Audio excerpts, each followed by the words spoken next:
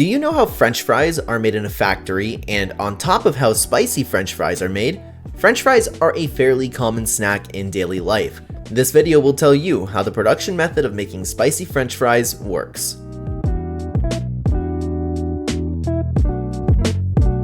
There are numerous companies that create French fries, as you may expect.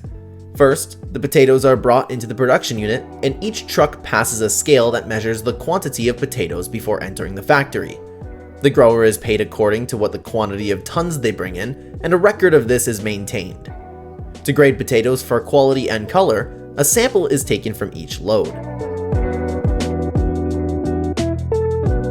Following harvest, the potatoes are transported to the factory in trucks that have conveyor belts for convenient unloading. Initially, the smaller potatoes are shaken out by rolling them along conveyor belts with big grates. Did you know that the rounder, smaller potatoes are separated individually and used to form cube fries or curly fries, while the long oval potatoes are used for the classic strip fry shape? To prevent the potatoes from freezing throughout the winter, the trucks are enclosed. In order to remove any stones that could have been mixed in during harvesting, the potatoes are then flamed in a water rock remover before being placed in storage sheds until they are ready to be utilized. It's difficult to imagine that the entire process, from beginning to end, can be completed by a machine, and some pretty spectacular machinery at that. When you watch the potatoes bounce along the conveyor belt as they are cleaned and sorted by size and formed to find the ideal potatoes to make the perfect fry, humans are obviously involved in equipment maintenance, although they often don't have direct contact with the food. Then, without shattering the potatoes, they are steamed and placed into a machine that resembles a clothes dryer, except the walls are lined with large brushes to remove the skin. Some producers put the cut fries through a conveyor that has a camera and a computer incorporated in. The computer examines each fry and removes the fries that are deemed substandard. The potatoes are then picked up by an elevator and sent to the peeling machinery. Peeling potatoes may appear like easy work, but when working with fries of this size, it's quite a difficult task. The peeling machines are very accurate. They just remove the skin, leaving the potatoes' other components whole, which is essential for reducing waste. The brusher, which consists of several long round brushes, is the next stage in removing the loose peel. This is gathered and utilized to make a livestock feed.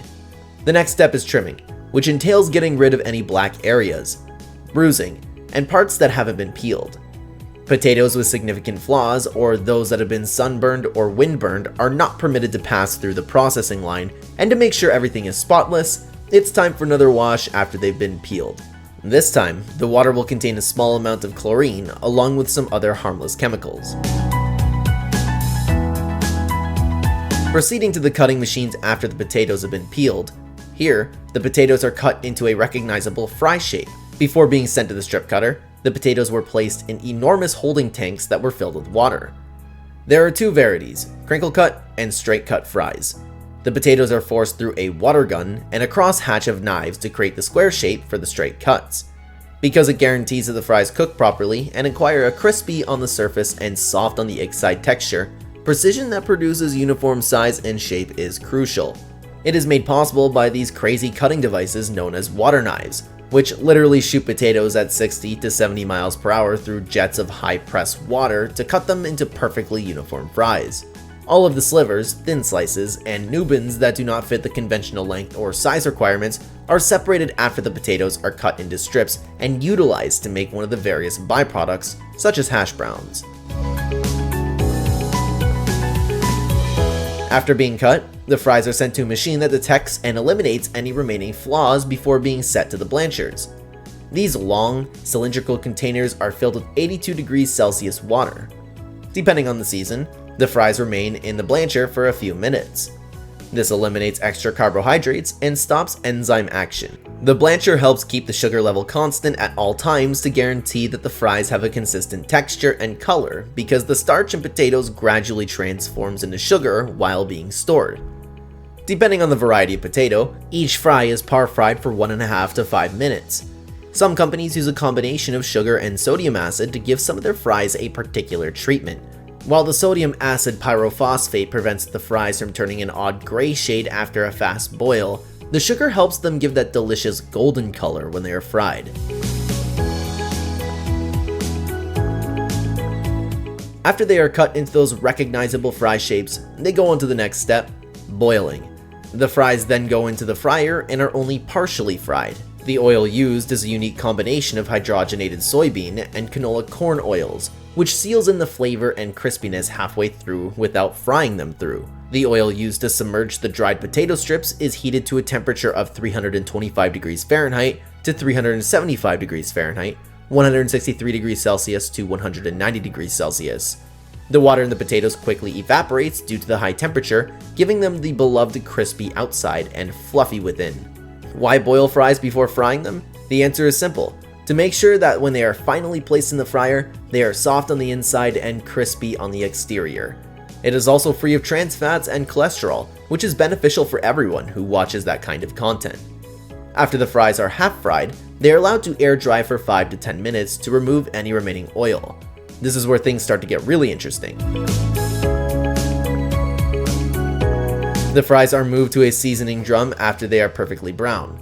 The drum is loaded with a variety of spices, including chili powder, paprika, cayenne pepper, and other flavorings depending on how hot you want it. In order to coat the fries evenly, they are tumbled in the seasoning drum. This makes our fries spicy. Some companies skip the seasoning when they want to make standard French fries. Now it's time to freeze the fries. To get rid of any extra cooking oil, the strips are subsequently shaken on a vibrating conveyor. After that, they are placed into a freezer set to negative 39 degrees Celsius and left there for 20 minutes. Since the fries are frozen so quickly, it makes sense to preserve their ideal texture and flavor so that they always taste fresh and delicious no matter when or where you eat them. They are prepared and transported on trucks to different locations worldwide, where they await delivery hot and crispy after being finished in the fryer. The fries are then last prepared for packaging. Fixed batches, 1 kilogram, 1.5 kilograms, etc., are weighed out in the packaging machine and then dropped into poly bags. After that, the machine cuts the bag from the roll, folds it, and seals it. The fries are kept in chilled rooms at negative 23 degrees Celsius after being put into cardboard boxes.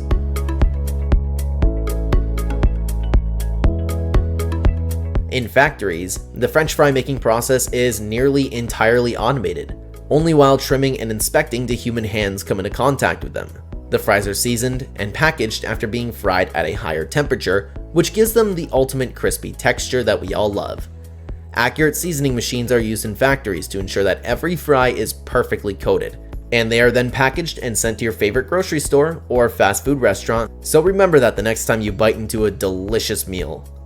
These procedures enable manufacturers to create massive amounts of reliably tasty, spicy fries that satiate the appetites of millions of people worldwide. You give them a second when it's time to enjoy them. French fries recall the journey from farm to table, which combines precision technology with the great deal of affection for delicious food.